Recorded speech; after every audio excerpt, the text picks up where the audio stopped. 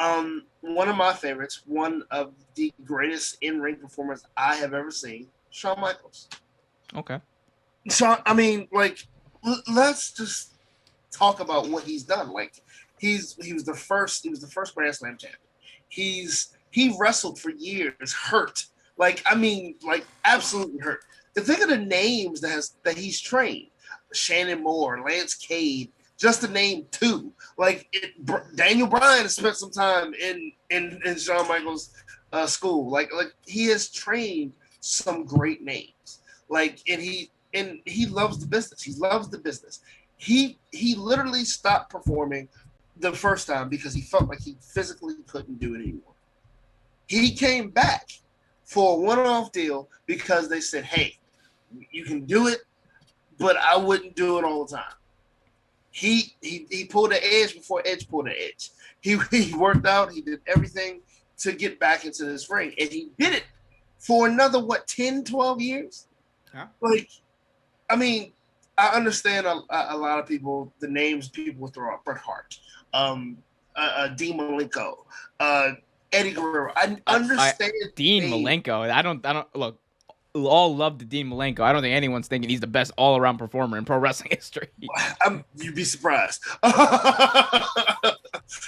no, I mean, there are names. Shit, I mean, honestly, Scott Steiner can definitely be thrown out there. Oh, yeah. More so Rick Steiner. But Shawn Michaels is my pick for every reason I said. Like I said, he come straight out of the horse's mouth. Ric Flair said it. Jericho said it. It's been said time and time again. That's my pick. Okay. And it was close for me because I do think Shawn Michaels. So for me, it was almost a three-way tie. Mm-hmm. But I would say that like Shawn Michaels and Ric Flair, as far as being all-around performers, are like right there. Because like for me, all-around performers means like I take into account promos, I take into account in the ring, I take into account like their performance in the ring, their moments and whatnot, their connection with the fans. For me, and again, I am wholeheartedly biased, and I say this, but I genuinely believe Daniel Bryan is the best all-around performer in the history of pro wrestling, and it's for multiple reasons. Because, I don't think a lot of people argue that Daniel Bryan is at least tied with Bret Hart for being the best technical wrestler in wrestling history. I think that's a consensus at this point. At least tied. I would have him be the best because if you watch a lot of his stuff from the Indies, especially when he was allowed to do a lot more, he was the best technical wrestler. But you got that. And then you get like the evolution of Bryan into the yes movement, like his connection with the fans. There's literally no one in wrestling history outside of The Rock and Stone Cold, I think, who've had the same level of like connection with the fans that Daniel Bryan has had since that 2013 era of when he came down. Because like the fans go nuts whenever Daniel Bryan's out there. They literally lose their minds. He's like one of the only people who got the Austin pop. For like the longest time, like crowds from like 2007 or 2008 to 2012, 2013 were pretty dead for the most part. Yeah. And then like the yes movement comes along. You got the chants coming back. You got like the one of the big moments I think of bringing those chants back, of bringing like fans interaction and those crowds back.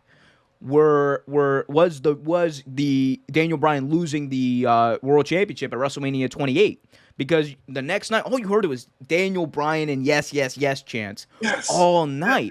It was and then like that really I think like led to like all like now like wrestling fans are chanting everything and like those are back and it makes the matches more fun. And Daniel Bryan was able to do that because of his connection with the crowd. And you can argue no one who's had a connection like that with the crowd, not even Austin, not The Rock by far, is as good a technical wrestler as Daniel Bryan. You go to in-ring performance. He's able to tell a story. He's a sympathetic babyface, and you hate him as a heel. Because when he was doing that environmental gimmick with Kofi Kingston and calling Kofi Kingston a B-plus player, you hated Daniel Bryan. You hated him. You couldn't stand him. I honestly hated that gimmick at first, but until he went to that program with Kofi Kingston, I thought it was gold after that point. whatever Daniel Bryan does, he makes it amazing. Like tenfold gold. Like that gimmick, he made gold. They're coming out with a hemp title, coming out like throwing the WWE Championship into the trash can. That's not gonna work with anyone except for Daniel Bryan. No. And then you got like just him wrestling, him in the ring, telling the story. He's amazing at it, and it's just like when you think about it, that alongside like is there a better technical wrestler who can cut promos? Like no. Who can cut as good promos? No. Bret Hart? No, he could never cut as good promos as Daniel Bryan. I never thought his promos were great. I mean, a lot of people thought he was a great promo. I don't think so.